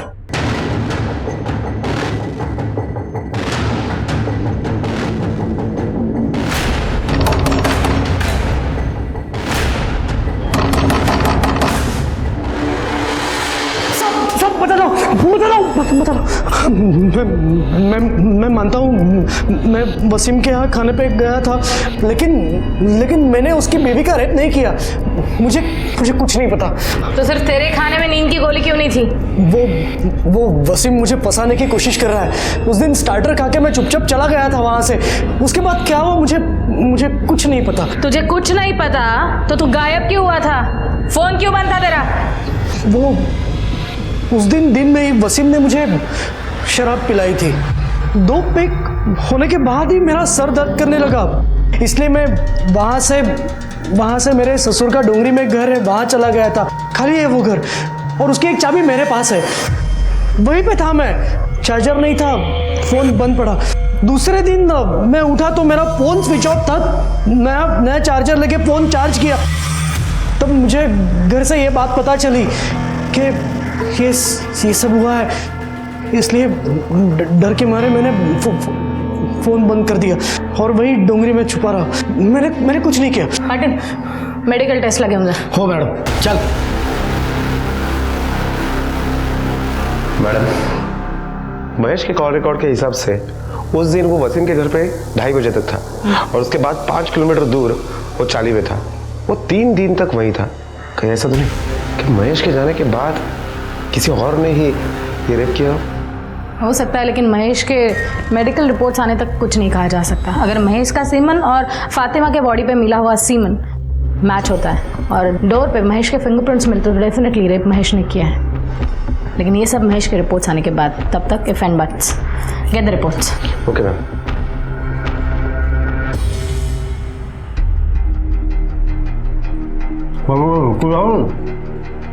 नहीं ठीक भाभी, मैं अंदाजा लगा सकता हूँ कि आपकी क्या हालत है, पर वही तो हमेशा मुंह लटका के बैठे रहे. इसकी वजह आप हैं भाईजान. ना तो आप महेश को घर पे बुलाते, ना ये हादसा होता। उसको बुलाने की वजह तुम जानते हो ना सलीम। अरे जान खा के रखा था उसने मेरी। सोचा एक बार में बुला के सारा मामला रफा दफा कर देता। और वैसे भी मैं इसे छोड़ तो नहीं रहा हूं ना, पर ये कंप्लेंट करके ना। ठीक किया इन्होंने, बिल्कुल सही किया। तो भाभी आपको घबराने की कोई जरूरत नहीं है, हम महेश को सजा दिलवा के रहेंगे। उससे क्या होगा? इसकी इज्जत वापस आ जाएगी। भाईजान, आप जरा सोच समझ के बोला कीजिए। आपको भाभी का सहारा बनना चाहिए और आप उल्टा उन्हीं के खिलाफ हैं। भाभी, हम ये केस ऊपर तक लड़ेंगे। महेश होगा बड़ा आदमी, पर ये आपका हक है, आपको इंसाफ मिलेगा। ठीक है, तुम लोगों को जो करने का ना वो करो, लेकिन ये महेश मेरे को नजर आ गया ना, वहीं के वहीं मार डालूंगा, उसके जान ले लूंगा उसके। भाईजान, हमें लड़ाई कानूनी तरीके से लड़नी चाहिए, आपकी तरह नहीं। मैडम, फिंगरप्रिंट्स की रिपोर्ट आ गई है। रिपोर्ट के मुताबिक वसीम के घर पे शराब के जो ग्लासेस पाए गए हैं उसके ऊपर के फिंगरप्रिंट्स, बेडरूम के दरवाजे के ऊपर के फिंगरप्रिंट्स महेश के फिंगरप्रिंट से मैच हो रहे हैं। लेकिन ताज्जुब की बात तो यह है कि फातिमा के बॉडी में जो सीमन पाया गया है उससे महेश का सीमन मैच नहीं होता है। मतलब महेश बेडरूम तक तो गया था, लेकिन उसने फातिमा का रेप नहीं किया। साजिद और मोइन के मेडिकल रिपोर्ट्स आए? हाँ मैडम, इन दोनों के भी सीमन फातिमा के बॉडी में जो सीमन पाया गया उससे मैच नहीं हो रहा है।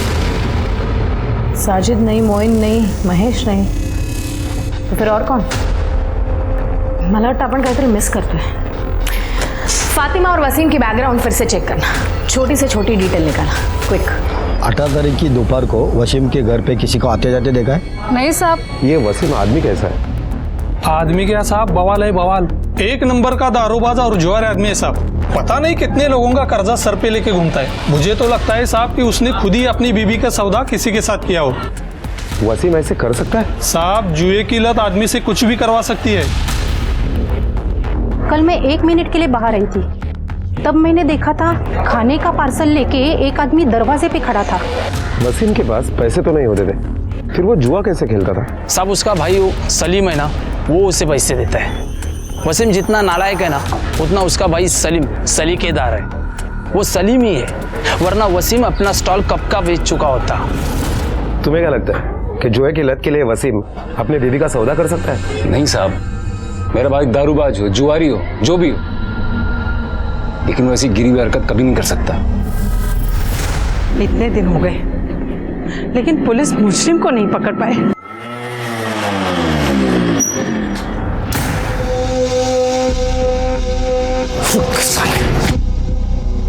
वसीम भाई, तुम मुझे जानबूझ के फंसा रहे हो, क्यों? क्या बिगाड़ा है मैंने तुम्हारा? मेरी बीवी के साथ जबरदस्ती किया तूने? मैंने कुछ नहीं किया है, बल्कि तुम्हारे इस झूठी केस की वजह से मेरी नौकरी चली गई है। देखो, अच्छे से बोल रहा हूँ, ये केस वापस लो, नहीं तो अच्छा नहीं होगा। तुम्हें जो करना है कर लो, पर ये केस मैं हरगिज वापस नहीं लूंगी। हाँ। आज बहुत प्यार आ रहा है बीवी पे, बीवी की साइड ले रहे हो। उस रात ये प्यार हाँ? बोलना नहीं समझ में आया ना? अगर पुलिस केस नहीं होता ना तो ये मार डालता तेरे को। चल निकल, चल जा, चलो तुम चलो। उस रात क्या चल जा, निकल यहाँ से। हाँ, उस रात क्या हुआ?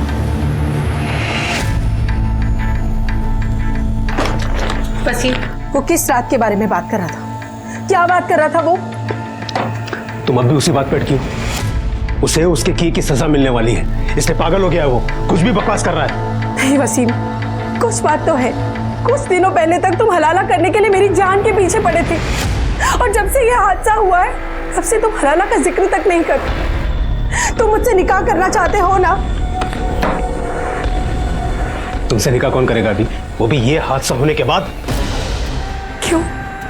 हलाला चल सकता है तो हादसा क्यों नहीं? बिल्कुल नहीं चल सकता, क्योंकि वो एक रस्म है और ये एक बदनुमा धब्बा। कितने दोगले इंसान हो तुम। मैं क्या तुम? मुझे तो लगता है ये तुम्हारी ही साजिश है। निकाह करने की बहुत जल्दी थी ना तुम्हें, इसलिए तुमने ये सारा तमाशा किया है। वसीम, तुम मेरे बारे में ऐसी सोच रखते हो? इतनी बेगैरत हूं मैं? तुम क्या हो, कैसी हो, ये आज मुझे पता चला। बात करते। बदनामी लोगों की नजरों में सवाल फातिमा को भेद रहे थे। दूसरी तरफ वो मानो हताश होने लगी थी कि उसे इंसाफ मिलेगा भी या नहीं। तीसरा झटका वसीम का व्यवहार। वो उस घिनौने जुर्म की जिम्मेदारी उसी के सर पर डालना चाहता था। वसीम को लेकर फातिमा पहले से ही असहज थी और महेश की उस रात वाली बात उसके दिलो दिमाग में घर कर गई थी। अब उसका असहज होना आशंका में बदल गया था, लेकिन अब तक हासिल कुछ नहीं था सिवाय दर्द और बदनामी के। पुलिस पूरी कोशिश कर रही थी, कई सस्पेक्ट थे, लेकिन अभी साबित होना बाकी था कि कौन असली गुनहगार था और किसने फातिमा के साथ बलात्कार किया था। एक तो आप मुजरिम का पता नहीं लगा पा रहे हैं, ऊपर से इसे बार बार पुलिस स्टेशन बुलाकर परेशान कर रहे हैं। आखिर चल क्या रहा है? मैडम आप प्लीज शांत हो जाइए। हम हमारी तरफ से पूरी कोशिश कर रहे हैं और हमें इनसे बात करने दीजिए। फातिमा जी आप बैठ जाइए प्लीज।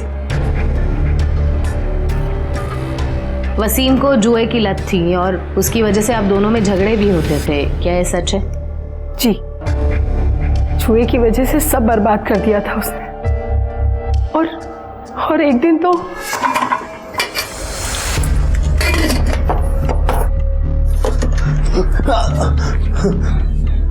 ये क्या कर रहे हैं आप?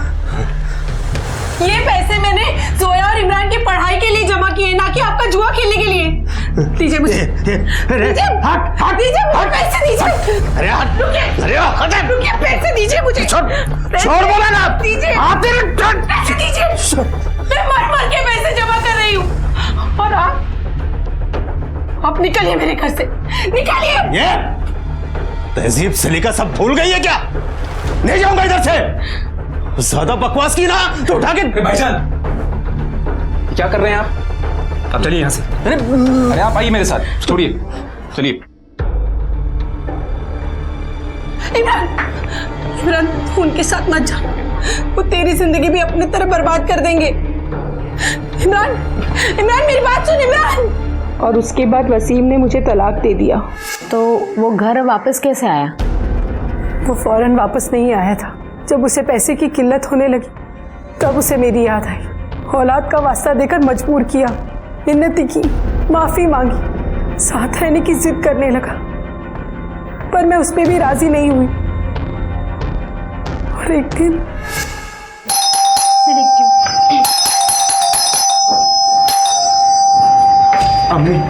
अम्मी अब्बू की तबीयत बहुत खराब है। अम्मी प्लीज आप मेरे साथ चलिए, अब्बू को आपकी जरूरत है। अम्मी प्लीज, अम्मी मेरे साथ चलिए। इमरान मैं कहीं नहीं जाऊंगी और उस आदमी के यहाँ तो कतई नहीं। अम्मी प्लीज प्लीज मेरी बात मानिए, अब्बू को आपकी जरूरत है और चाचू भी घर पर नहीं है। अब्बू अकेले, और अब्बू के लिए नहीं तो मेरे लिए और जोया के खातिर प्लीज चलिए।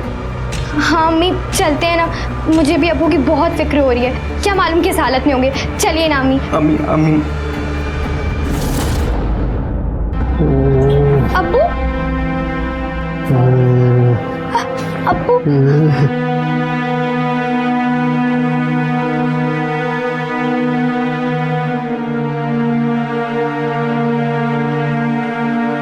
इमरान ठंडा पानी और कपड़ा लेकर आ।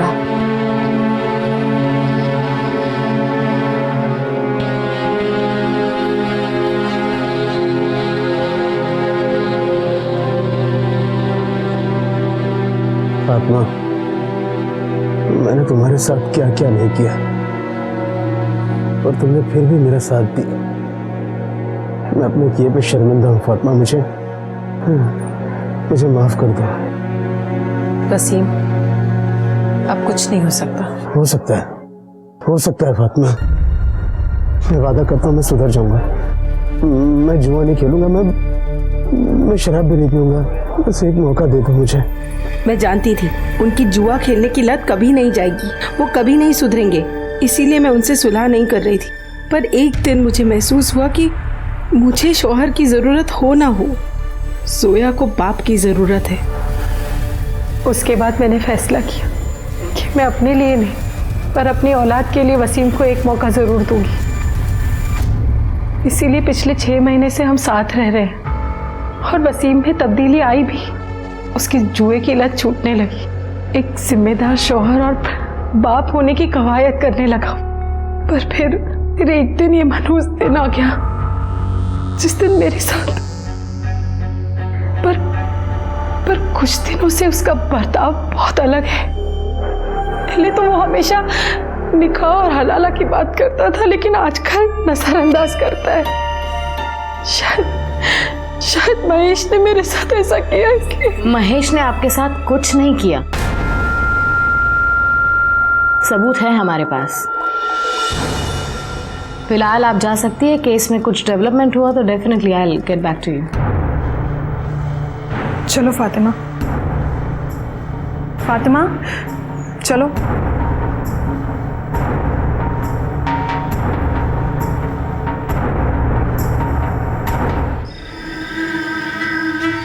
इमरान, तुम्हारे अब्बू कहाँ हैं?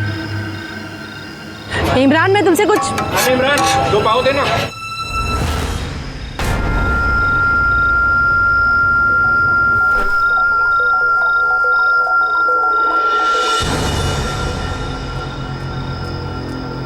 वसीम, पुलिस ने मुझे बताया कि महेश बेकसूर है, उसने कुछ नहीं किया, असली मुजरिम कोई और है। महेश ने ये तो फिर दूसरा कौन हो सकता है? ये तो तुम ज्यादा अच्छे से जानते होंगे ना, क्योंकि चिकन चिली तुमने मंगवाया था और उसमें नींद की दवाई थी।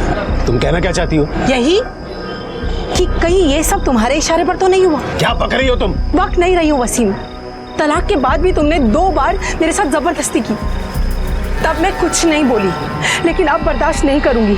अगर इस सब में तुम्हारा हाथ हुआ ना तो मैं तुम्हें छोड़ूंगी नहीं। मैडम, पता चला है कि वसीम जिन लोगों के साथ जुआ खेलता था उनके नाम है महेश, साजिद और चाल का मालक संपतराव। मैडम, और एक बात पता चली है, ये वसीम जिस एरिया में रहता है उसी एरिया में एक जावेद नाम का चरसी आदमी रहता है। ये सब लोग मिलकर उसके घर पर ही जुआ खेलते हैं। मैडम, मोहिना और साजिद के मोबाइल लोकेशन आ गए। उसके मुताबिक मोहिन का मोबाइल लोकेशन 4 मिनट के लिए वसीम के घर पे एक्टिवेट था। उसके बाद पूरा दिन होटल में था। अच्छा, मतलब वो वहाँ पर रुका नहीं? नहीं मैडम। और साजिद? मैडम, साजिद के मोबाइल के लोकेशन के मुताबिक वो पूरा दिन सुबह से लेकर शाम तक होटल पर ही था। वो तो वसीम के घर के आसपास भी नहीं गया। हो सकता है ये उन दोनों के प्लानिंग का हिस्सा हो, लेकिन सबसे पहले हमें जावेद की खबर लेनी पड़ेगी। तो ही जावेद है ना रे? जी सब तेरे यहाँ पे जुआ खेलते थे ना? अरे नहीं मैडम, वो तो इसी टाइम पास के लिए पत्ते खेलते बगैर पैसे के। हाँ। अच्छा, अब सच सच बोल दे, बहुत हो गया तेरा नाटक। तेरी पूरी कुंडली निकाली है मैंने। ऑफिसर महेश कुलकर्णी भी आता था ना तेरे पास जुआ खेलने के लिए? जी मैडम। उसका और फातिमा का कुछ लफड़ा था, बोला था तेरे को कुछ? फातिमा के रेप केस के बारे में कुछ जानता है? मैडम, मैं खाली एक ही बात जानता हूँ, मंगता तो वो बता देता हूँ, पर मेरा नाम किधर नहीं आना मंगता। बोल। उस दिन वो फातिमा का पति वसीम भाई मेरे पास आया था जुआ खेलने।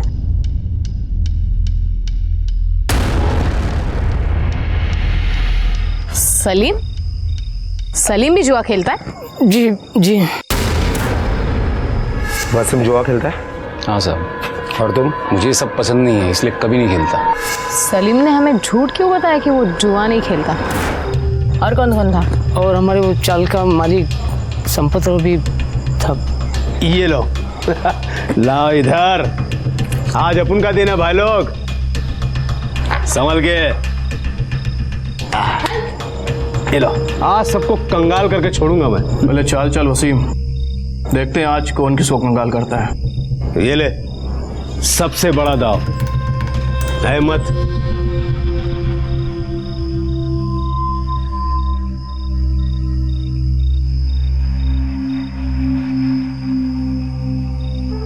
ये मेरा। क्या हुआ वसीम भाई, आज आपका दिन बहुत जल्दी खत्म हुआ? अभी नहीं, आखिरी दाव तक खेलूंगा। अबे दाव पे लगाने के लिए बचा ही क्या है जो तू खेलेगा?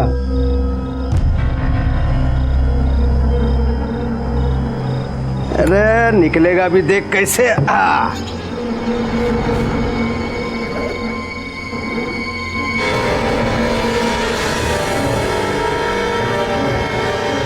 वो उस दिन वसीम भाई तैश में आकर फातिमा भाभी को दाव पे लगा दिया। अरे भाईजान, आप ये क्या कर रहे हैं? ये भाभी का फोन। अरे चुप कर सलीम, अगर मैं जीता तो सारा माल मेरा, और अगर तुम में से कोई भी जीता तो मेरी बीवी के साथ एक रात। कौन जीता था? वो हमारे चाल का मालिक संपतराव।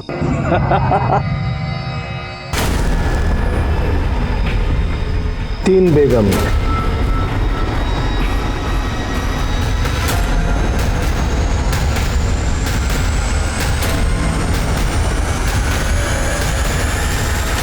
कब की बात है? ये कोई तकरीबन 6 महीना पहले।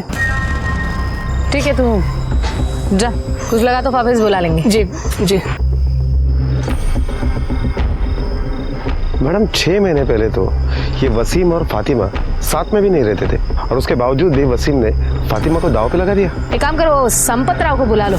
वसीम ने जुए में फातिमा को दाव पर लगाया था और वो बाजी तू जीता था। बोल इसके बाद क्या हुआ? बक।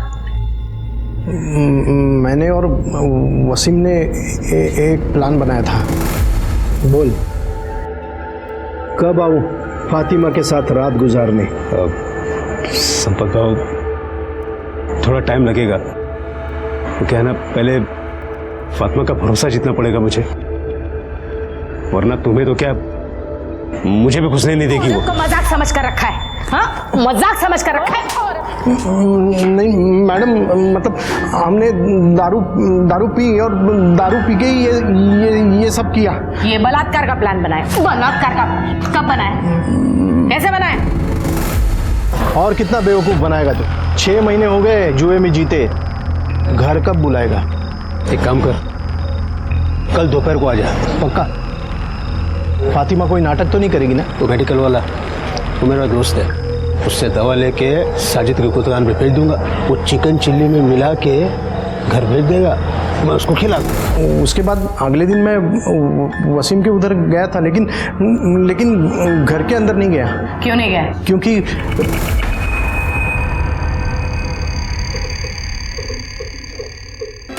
उसके बाद मैं अपने घर चला गया। शाम को मुझे पता चला कि फातिमा का बलात्कार हुआ है। मैं डर गया, मुझे लगा मैं बेकार में फंस जाऊंगा। घबरा मत। रेप केस में तू अंदर नहीं भी गया तो औरत का सौदा करने के वाहियात हरकत के जुर्म में जरूर जाएगा। पाटील घेऊन जायला आणि याची मेडिकल टेस्ट पण करा। हो मैडम गलती हो गई मैडम। अब अंदर जाके पछताना। चल चल। इसके कॉल रिकॉर्ड्स, मोबाइल लोकेशन सब निकालो। तो वो सलीम को उठाओ।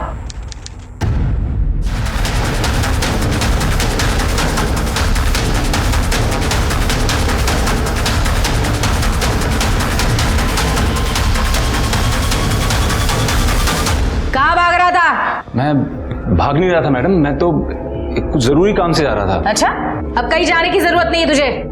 तेरे खिलाफ सबूत है हमारे पास। संपत राव ने सब बता दिया है। उस दिन दोपहर को तू फातिमा के घर पर गया था और 5 मिनट से ज्यादा टाइम रुका था। एक बार तेरे रिपोर्ट सारे दे, फिर दूध का दूध पानी का पानी हो जाएगा। कहीं जाने की जरूरत नहीं पड़ेगी, सीधा अंदर। बोल। सीधे से बताएगा कि फटके दो। बता रहा हूँ मैडम, मैं सब बताता हूँ। बोल। सब बताता हूँ। फातिमा के साथ मैंने बलात्कार किया था, पर मैडम मेरी नीयत खराब नहीं थी। मैं फातिमा से बहुत मोहब्बत करता था, पर वो वसीम की बीवी बन गई। वसीम भाई तो उसके काबिल कभी था ही नहीं। प्लानिंग कब किया था रेप का? वो जब मैंने संपत राव और वसीम भाई की बात सुनी थी। क्या रे वसीम, और कितना बेवकूफ बनाएगा तू? हाँ, 6 महीने हो गए जुए में जीते, घर कब बुलाएगा? एक काम कर, तो कल दोपहर को आ जा। उनकी बात सुनने के बाद मेरे को लगा कि एक बारी के लिए फातिमा को हासिल कर सकता हूँ। वसीम भाई और फातिमा का तलाक होने के बाद मैंने उसके करीब जाने की कोशिश की थी, पर मैं कामयाब नहीं हुआ। जिस दिन संपत राव फातिमा के घर जाने वाला था, उस दिन मैं पहले से ही घर पे नजर गड़ाए बैठा था, और जैसे ही महेश घर से बाहर निकला तो संपत राव के आने से पहले मैं घर में घुस गया। जैसे ही मैं घर में घुसा, मैंने देखा फातिमा अपने कमरे में नशे में सोई थी। मैंने उस मौके का फायदा उठाया और उसके साथ सोया।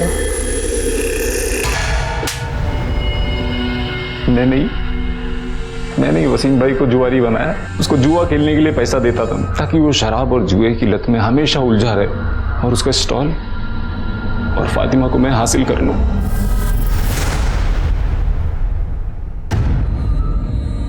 फातिमा, आपके साथ जो कुछ हुआ उसकी प्लानिंग आपके पति ने और संपत राव ने मिलकर की। आपके पति जुए में संपत राव से आपको एक रात के लिए हारे थे।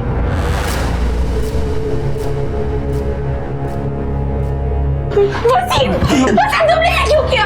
मुझे माफ कर दो। अल्लाह का खौफ नहीं है। रुकिए, असली गुनहगार कोई और नहीं, सलीम है। यह हरकत आपके साथ उसी ने की है।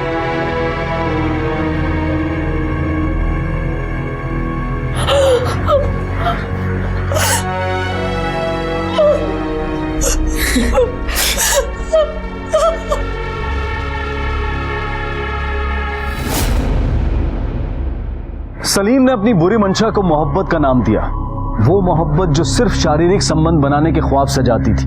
उसने फातिमा को इंसान नहीं समझा, बल्कि सिर्फ दिल खुश करने और अपनी नीच ख्वाहिश को पूरा करने की एक वस्तु मान लिया था। वसीम इससे भी कई दर्जे नीचे था, जिसके लिए फातिमा सिर्फ एक मुनाफे की चीज थी। इनके अलावा संपत राव, साजिद, महेश, ये सब समाज के वही किरदार हैं जिन्हें औरत सिर्फ शरीर का सुख भोगने की एक चीज लगती है। फातिमा इनसे लड़ी, लोगों के तानों के बावजूद डट कर खड़ी रही और इंसाफ का अपना हक लेकर रही। बेशक कड़े कानूनों की जरूरत है, लेकिन उसके साथ साथ समाज में औरत के प्रति पुरुष की मानसिकता बदलने की भी उतनी ही जरूरत है। इसी विचार के साथ अब मैं अनूप सोनी आपसे विदा लेता हूं। फिर मुलाकात होगी अगले एपिसोड में एक और चौंका देने वाले केस के साथ। तब तक अपना और अपने परिवार का ख्याल रखें और देखते रहें क्राइम पेट्रोल सिटी क्राइम्स। सबक एक को सीख हम सबको। जय हिंद। क्राइम पेट्रोल के ऐसे ही मजेदार एपिसोड्स देखने के लिए हमारे चैनल को सब्सक्राइब करें।